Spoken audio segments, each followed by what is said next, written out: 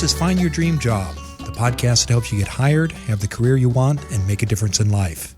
I'm Mac Pritchard, your host and publisher of Mac's List. I'm joined by my co-hosts, Ben Forstag, our managing director, and Jenna Forstrom, our community manager. This week, we're talking about how you can choose your career instead of letting it just happen to you.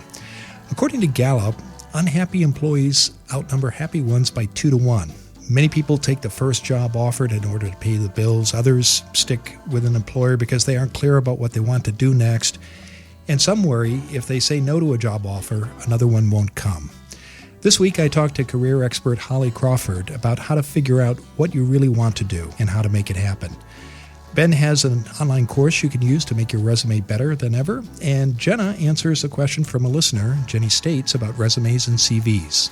Our show is brought to you by our book, Land Your Dream Job in Portland and Beyond. To learn about our 2016 edition and how it can help you get the job you want, visit maxlist.org/book. Hey, Mac. Ben here. Hey, Ben.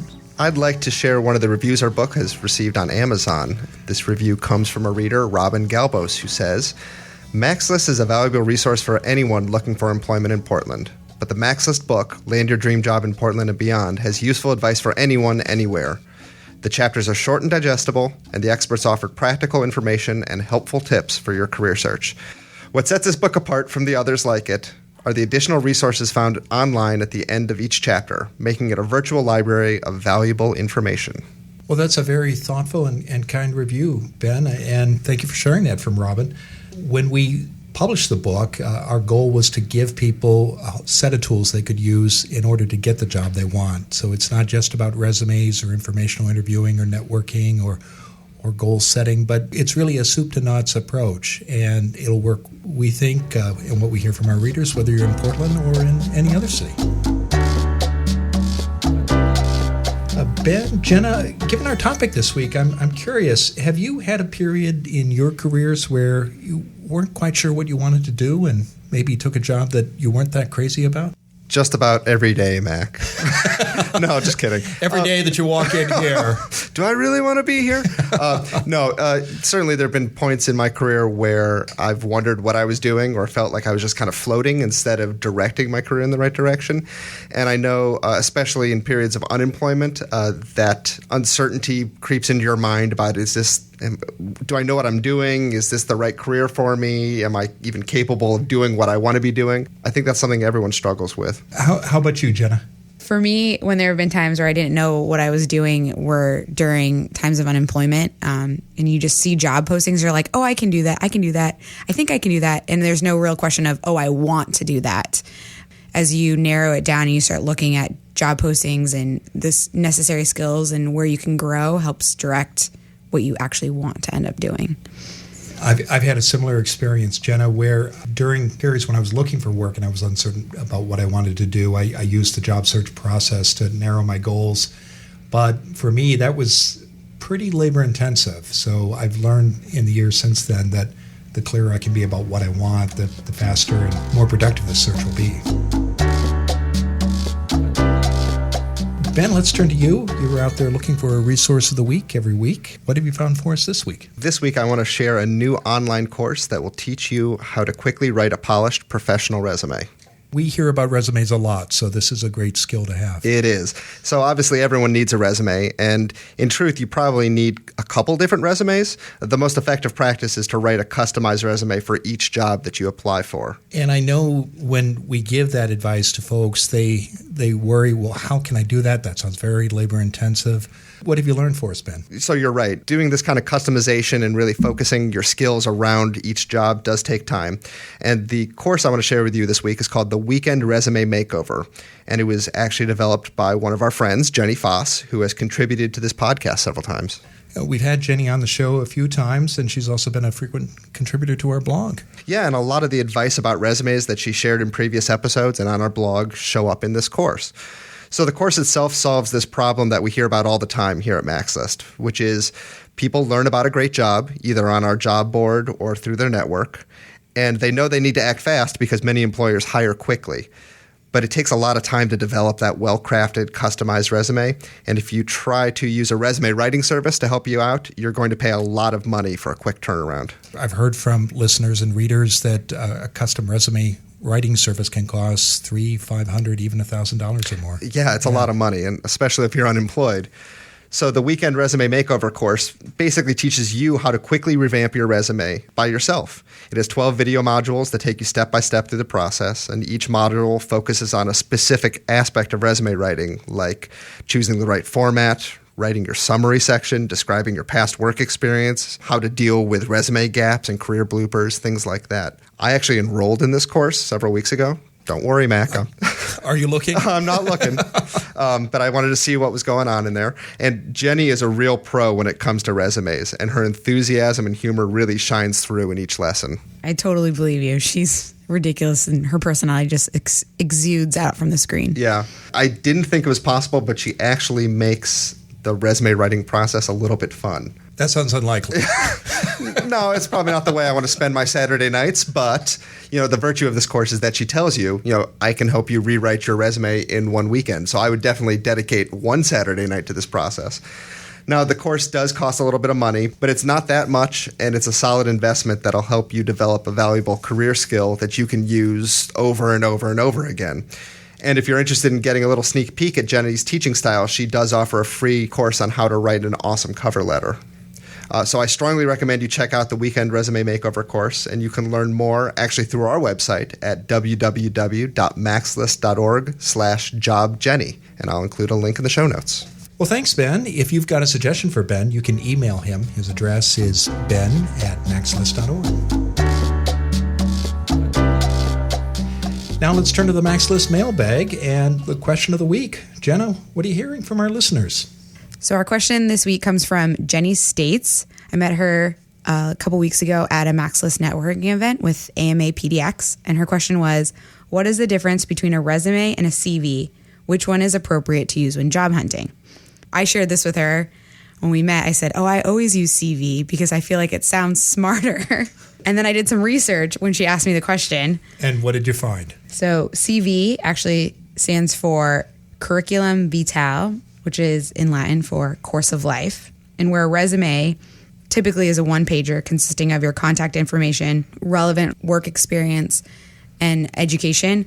Curriculum Vitae can be up to 8 pages, which I know is wildly up for debate, and it has everything to do with your entire course of education. So more geared towards people in academia or doctors or people who have been published, authors, and it highlights everything you've accomplished. I've seen a number of CVs over the years, especially from academics. They'll list every journal article, every professional publication, and you're right, they can go on for pages and pages. Yeah, from my experience in both healthcare and academia, I've seen CVs that go on for more than 8 pages, more like 18 or 19 pages.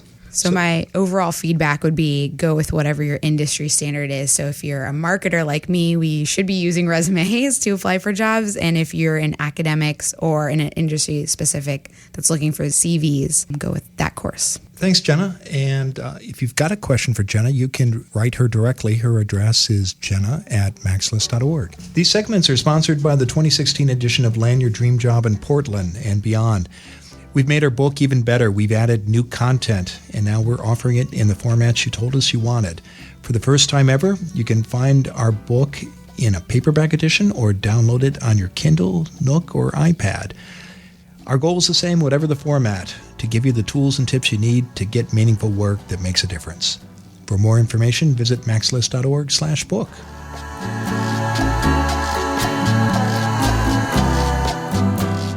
Now let's turn to this week's expert, Hallie Crawford. Hallie is a certified career coach, speaker, and author from Atlanta, whose coaching company, HallieCrawford.com, helps people identify their ideal career path, navigate their career transition, and nurture their careers. Her team of coaches work with people of all ages, have clients worldwide, and have helped thousands of people achieve their career goals. Hallie, thank you for joining us today. Thanks for having me. Pleased to be here. Why do you think people struggle with choosing a career? Why is that hard for people? It's a really good question, and it's such a common thing. I think that so many people do because, number one, career transition just in general, it's hard, it's tough. It's not fun, and it can be really stressful for people. So unfortunately, a lot of the time, it falls to the bottom of their list. And even though maybe their current job is not satisfying for them and maybe sometimes kind of painful, I always joke that it's like an old pair of slippers. At least you know where the pain points are, you know what to expect. And so some of it is just, goodness, it's a hard thing to tackle and can seem so overwhelming that people, are afraid to tackle it and are not sure where to start. And then the second thing I would say why I think it happens too is, so many of us fall into a job, it was offered to us or a friend suggested we be good at it or whatever. And we never had the tools to understand what we should really consider in order to know the right path. They don't know what to think about. I mean, of course, we understand compensation is important and using our talents and skills, that kind of thing.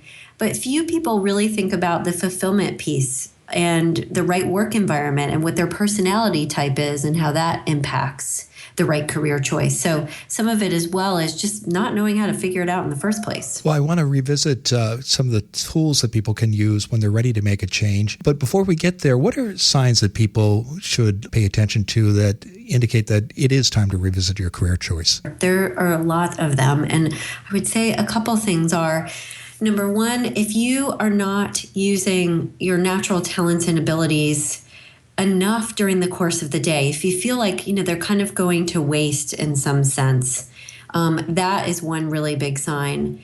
If you don't feel fulfilled in some way or feel like you get some kind of meaning from your work, I think that's a red flag too. I have met people, and there have only been a few of them, who are like, no, it's okay to get, meaning in my personal life through volunteering and all of that. And I get that, and that's fine.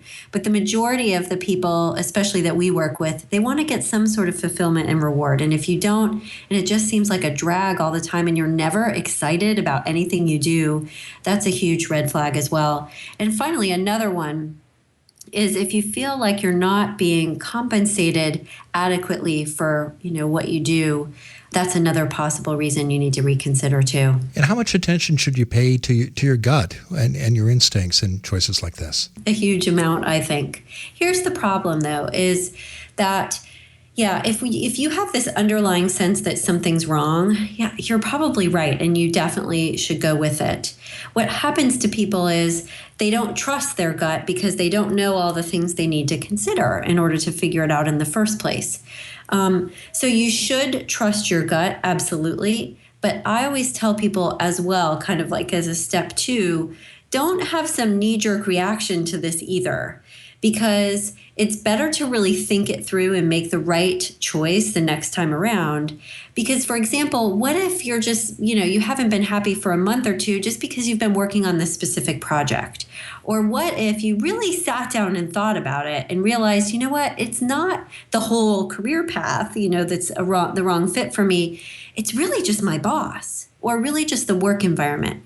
So it is important to go with your gut, absolutely, but also don't have some knee-jerk reaction and just jump to something else. Really sit down and think about what is wrong and what needs to change.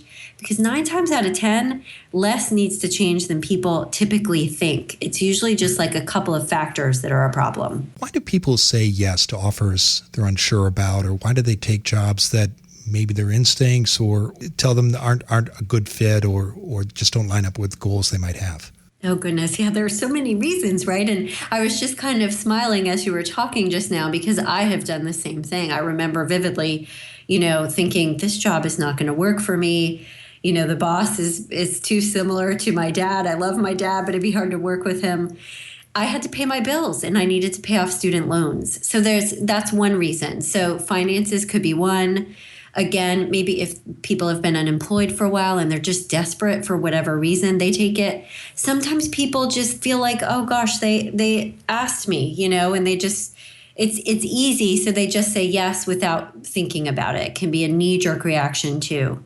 And also other people might think, hey, this is a great career fit for you. You should go for it. And they kind of talk you into it too. So there's a lot of different reasons this can happen. And usually it comes from outside of us. It's external factors that are usually driving the bus in that case.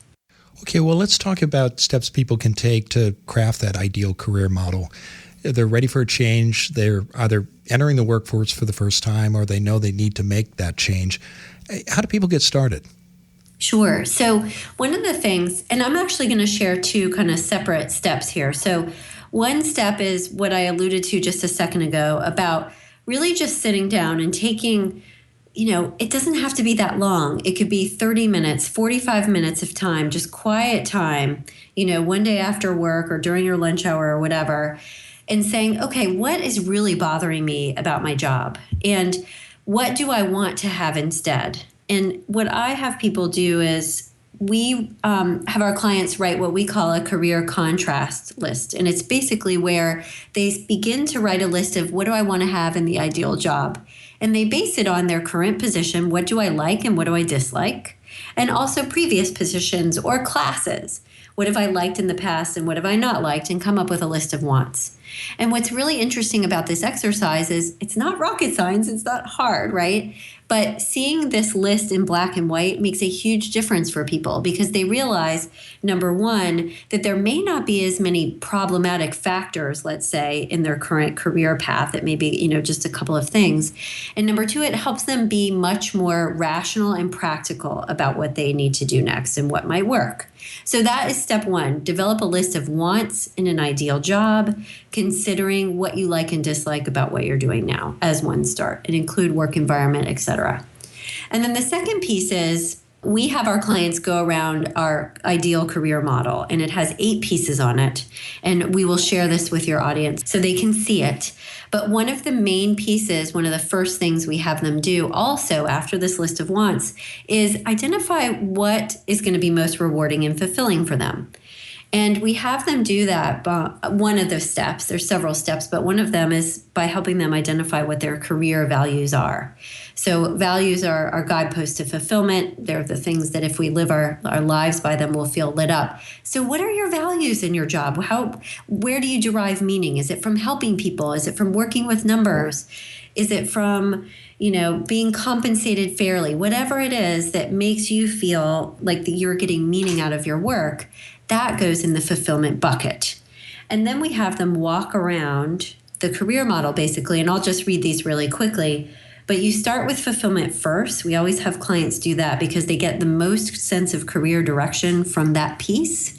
And also it influences all of the other pieces of the model. Okay. So then we have them look at, okay, if fulfillment is the main thing I do all day, every day, enjoyment is another piece. What else would I like to do? I enjoy writing. I enjoy marketing. Those could be elements of the job as well.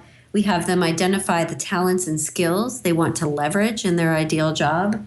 We have them look at past experience to, again, mine for information about, hey, what have I liked in the past? But also to determine, will I be qualified for this dream job that I'm considering?